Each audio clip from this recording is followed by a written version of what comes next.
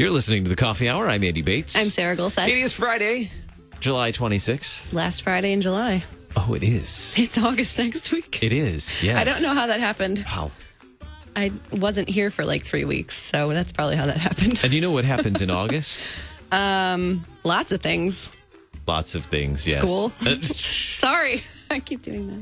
Music, concerts. Concerts, yes. We're going to talk about some concerts coming up in just a little bit. Really excited to talk about this because it's a unique concert. It's not something you get to go to every day. So you got to stick around. Pop out to your corner park and hear these concerts. Yeah, so you got to stick around to find out what kind of concerts are happening.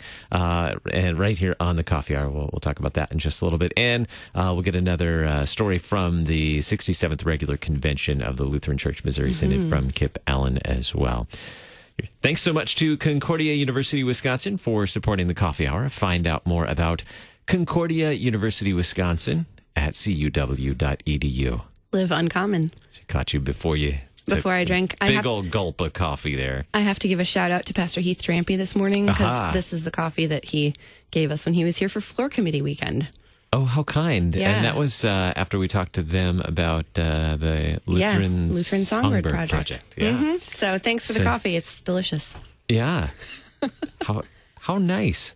Yes. I appreciate coffee for the Coffee Hour. Coffee from different places around the United States, which is really fun. I feel like you need to belong to the International Coffee Club. Is there a thing? Because I would totally join it. So maybe someone would gift you with a membership to the International Coffee Club. That would be amazing. That just takes me back to commercials from the 1990s. Sorry. International coffees. Isn't there some Happy sort Friday. of... Yeah. Happy Friday, everyone. Good music on the calendar coming up this month, in August. Our friends at St. Paul's Music Conservatory in Council Bluffs, Iowa. Joining us by phone this morning, Christa Goodwin with St. Paul's Music Conservatory. Good morning, Christa.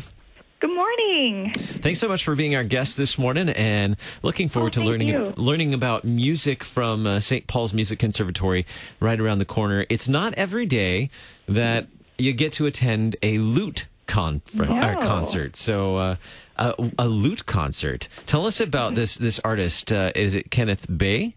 Yes, Kenneth Bay. So he is a wonderful musician. He's based in Omaha, Nebraska. He studied with some renowned lute players like Paul Odette and Nigel North.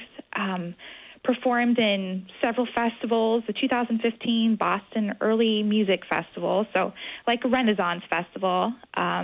He plays duet concerts with other lutenists. He's a graduate of Yale and also studied art conservation and art history at New York University's Institute of Fine Art. So today he lives in Omaha and gives concerts. And also works as a paintings conservator at General R. Ford Conservation Center. So he's really into the arts and conserving history. So whether that be through paintings or music. I learned a new word. I know. I was just about to ask. Lutenist. Yes, lutenist. So I thought it was lutist, but that would have been my guess. Sure I said it correctly. And it's not. It's lutenist. So that is fascinating. I feel smarter. Yep, I do too. Well, this time period, the Renaissance early music time period, is probably, I know I say this a lot, but it's probably my favorite time period of music. There's just so much rich history in and out of the church of music during that time period. Mm-hmm. Tell us about some of the music that he will be playing. Oh, of course. So his program consists of lots of different pieces from German composers mostly. From the 1400s and 1500s. So the Renaissance period is loosely approximately from 1400 to 1600. In this, I'll tell you a little bit about it. In this time period, there was became a greater distinction between the style of secular music and the style of sacred music. Mm-hmm. In secular music, instruments were usually involved. So during this time period, lots of instruments were being developed. The lute was being developed. One of my favorite words to say, the hurdy-gurdy, was a stringed, it's a very interesting instrument. Small keyboard instruments, as well as, precursors to modern brass instruments. In fact, it was in this time period that instruments were considered as important or even more important than singers. Up to that point, singing was the thing to do. And the lute particularly was such a remarkable instrument because the musician could play his or her own melody and harmony, so they were kind of mimicking a singer and accompaniment. And church music, so this kind of relates all back to church music. They didn't use instruments in the church. At that time, they sung a cappella. Have you ever heard that word? I know that one. I know, yes. Yeah, I learned, it's interesting. It actually means at the chapel. So they sang without that does make accompaniment. sense. Yeah. Harmony, polyphony became very prominent in the Renaissance, and Martin Luther had some stuff to do with that. Yeah, just a little bit. Another interesting thing. So Luther, he wanted the congregation to participate in the music of the church, so he helped develop what is now called, chorales. So basically hymns with 4 parts. So when did, and this may be like totally out of the scope here today, but since we've introduced that instruments and singing now become competition between the band kids and the choir kids. This is introduced during the Renaissance. When did instruments, if they were singing a cappella in church or in the chapel, who introduced instruments into the sanctuary? Those heathen instruments into the sanctuary. Now that's probably a whole nother 2-hour special. Yep. Well, there's lots to say about that. It's kind of difficult to pinpoint exactly who introduced it. Of course, there are different,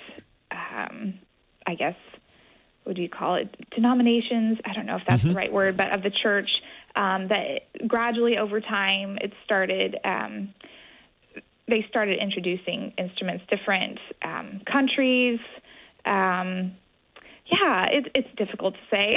Sure, and I know there are still some Christian traditions today that services are strictly a cappella. Yeah, some of the Orthodox do that. They still don't use instruments. They have a choir that leads. It's fun. So tell us about the concert, details for our friends in the area who would like to visit or maybe travel. I mean, I might come. I don't know. Of course. Okay. So we are hosting it at St. Paul's Evangelical Lutheran Church. So I'll give you the address. It's in Council Bluffs, Iowa. The address is 239 Frank Street. And this is Tuesday, August 6th at 7 p.m., and it's in our sanctuary. So it's a beautiful sanctuary. Our church was built in the early 1930s, so it's just a beautiful, beautiful venue for this concert. It is. The acoustics are fantastic. They are. And bringing a lute into the sacred space. Oh, dear. Yes. I don't think I've ever heard a lute live, though. I don't know if I have. That's why I said this is such a unique opportunity. Let's road trip. It's really, Iowa was a beautiful drive on the way up to the National Youth Gathering. Nice. I enjoyed the drive immensely. So this is at 7 p.m. on August 6th at St. Paul's Evangelical Lutheran Church in Council Bluffs, Iowa. Several selections. What do I see here? Like 6 selections, is that right? Yep. So he'll be playing several different composers. So as I understand it, I'm looking at the program here. He's dividing it up by composer and playing a little taste of each. So it should be about an hour and a half concert. I'm looking at the program too, but it's all written in Lutenese. So Yes, and a lot of it, actually all of it except one is in French, but a lot of it is German. German composers, German titles. Mm-hmm. Lutes, Lutherans, and language. I think that's today's segment. Well, tell us, before we wrap up, tell us a little bit more about St. Paul's Music Conservatory. We love the work that you're doing. We love the music coming out of St. Paul's. And so tell us about this great concert. I know there are other concerts coming up and projects as well. Yes. I'm actually a music teacher at St. Paul's Music Conservatory. It's a wonderful place. We are a parish-based music conservatory in Council Bluffs, Iowa, and serve the community by offering more affordable studio lessons, creating music-related resources, and also offering fundraising and development services for other music departments within local institutions. So one of the really special things about St. Paul's, I think, is our focus on service. We really encourage our students to pour into the community by playing at nursing homes, businesses, schools, and churches, and lots more. In fact, we have another event. It's actually on August 7th, the day after, at the historic General Dodge House here in Council Bluffs. It is an evening, so we call it a musical evening with the Dodges. So it's a beautiful house built in, 1869. There's a ballroom. It's fully furnished. It's absolutely beautiful. But we're inviting the community in for hors d'oeuvres, kind of an open house. This is a free event, and we're having several of our conservatory students. They'll be situated within the exhibits, playing their instruments, and it's just a wonderful time to serve the community and raise money. I feel like that's a great excuse to dress in period clothing and hang out at Old House. That sounds super fun. That sounds it'll be wonderful. Outstanding. I just want to walk through the whole combination of exhibits in history and then also live music for the period. Oh man. Let's go. Okay, road trip. It's a few hours. It's not that far. It's not that far. So both coming up in the early August, a musical evening with the Dodges. That's August 7th. Is that correct? Yes, it is. It's 6 p.m.